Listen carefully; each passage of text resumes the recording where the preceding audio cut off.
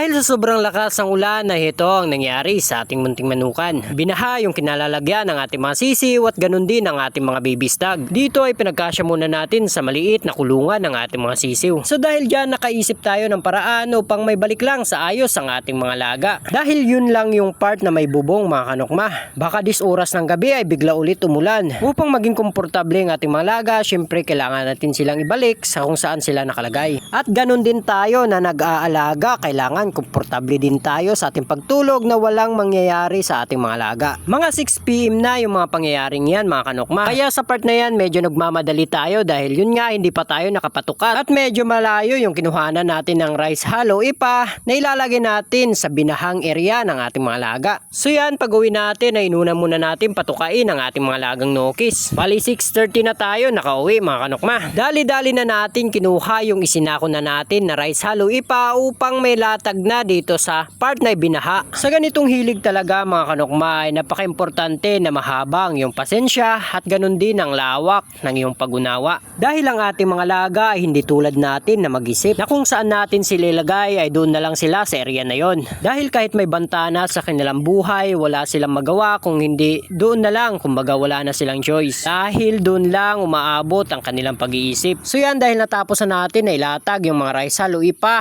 na ating kinuha ay babalik na natin sa dating pwesto ang ating mga laga. Upang sa ganon ay maging komportable silang matulog. At syempre maging tayo din mga kanokma.